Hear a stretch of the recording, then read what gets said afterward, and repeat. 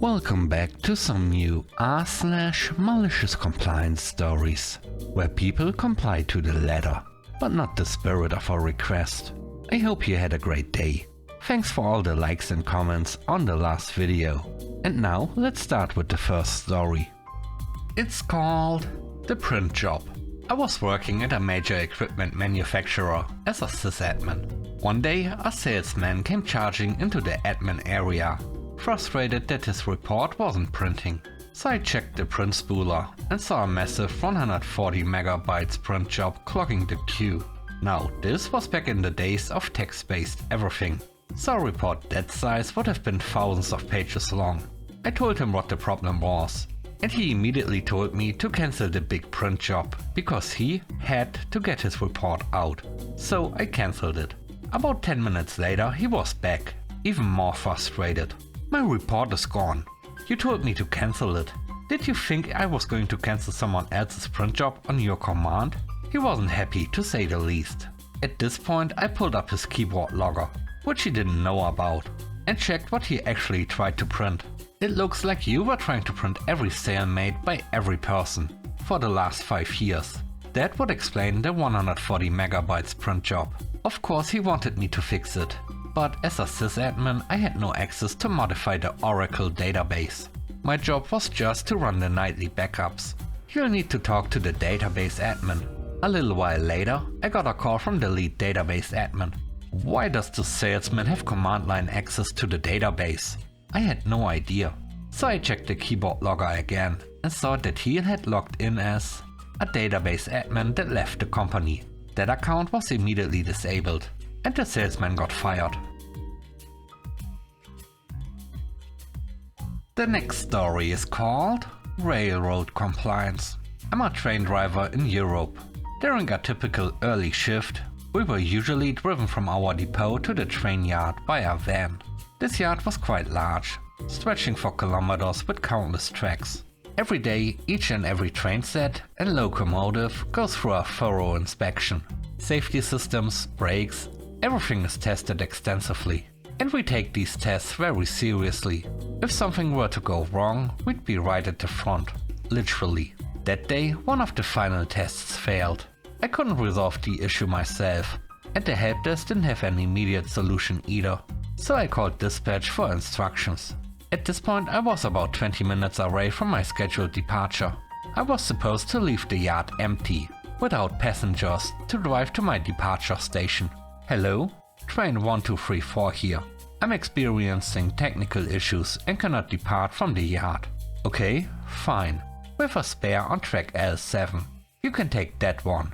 So I started walking there.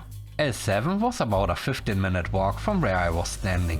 When I arrived, just 5 minutes before my intended departure, I saw the train hadn't been used for several days. That's a problem. The brakes, doors and pantographs of a train all operate on air pressure. Since this train had been stationary for so long, the air reservoirs were completely empty. It would take at least 10 minutes just to start the preparation process, and another 20 minutes to actually complete it. Still, I got to work. Just as I put the train into service and the compressors were running, I got another call from dispatch. Hello, train 1234 driver here. Are you ready to depart? No, I need at least another 30 minutes. If you can't depart within the next 10 minutes, it won't be necessary anymore. You do realize I just told you I need at least 30 minutes? Yes. Okay, understood. Now, this wasn't uncommon. Dispatch would often try to pressure drivers into rushing things, hoping to cut corners. After all, there was still some buffer time at the departure station, so a slight delay wasn't a huge issue. This tactic sometimes worked on young, inexperienced drivers, but not on seasoned drivers like me. That day I'd have enough of being rushed through mandatory safety tests, so I shut everything down, applied the parking brakes, slung my backpack over my shoulder and began the long walk back to the depot.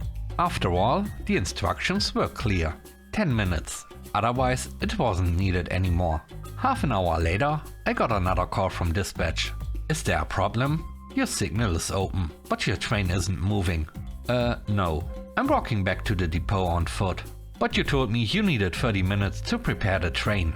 And you told me that if I couldn't depart within 10 minutes, it wouldn't be necessary anymore. You know full well that's not what I meant.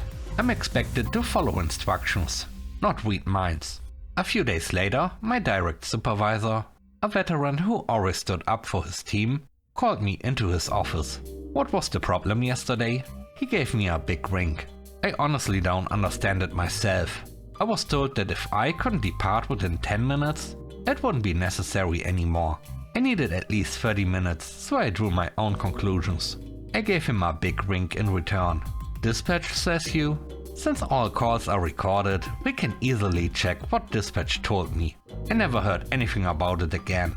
For the next few weeks, dispatch was noticeably more cautious when trying to rush me and my colleagues. But of course it didn't take long before they fell back into their old habits. The third story is called Moving Cars. A couple of years ago, I used to be a waste collector. During my first week on the job, I arrived at a client's location to collect their waste.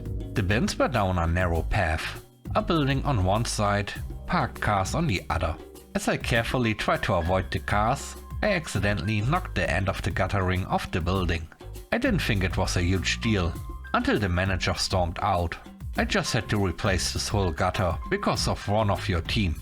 I'm really sorry, I understand, but I do have to maneuver around all these vehicles too. The manager wasn't happy, but I finished the job and moved on.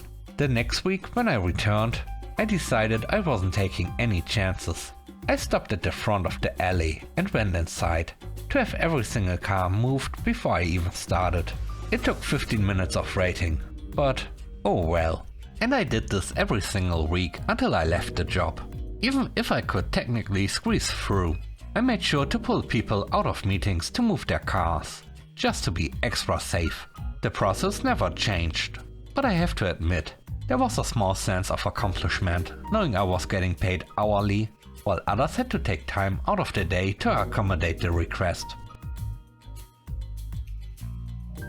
The last story is called Malicious Compliance. I currently work in a retail shop selling various products. And in the shop, some things naturally go with other things. Meaning you buy the big main piece first, and then we tailor the rest of the pieces to work with it. Suddenly you have a customized package that costs more, but does its job perfectly and is pretty awesome. One day a customer comes in and asks a few questions about our big main piece. I ask him some identifying questions and we go from there. I make a couple of recommendations. He likes them, asks a few more questions, and we settle on one. From there we move on to customization and pick out 5 or 6 accessories to complete the package. One of the bigger sales of the day. Before he swipes his card, I walk him through the complimentary brochure. Service, maintenance, resources, etc. And here's a $50 store credit to use on your next purchase. Can't I use it today? Apply it toward an accessory. It's valid for your next visit, sir. Okay, charge me for the main piece today. Put the rest aside and I'll pick it up tomorrow. Or maybe I won't. Who knows? After a short pause, I said, "Sir, I'll go ahead and honor that credit for you today." With a smile, the customer said, "Thought you might. Some customers just know how to play the game.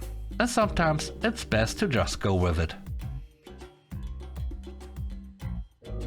Thanks for watching the video to the end. I hope you enjoyed it. If you did, please don't forget to leave a like, comment and subscribe. And if you have time, watch another one of my videos. Also, if you want to support me further, check out the channel membership or Patreon. And now, I hope you have a great day. See you soon. Bye bye.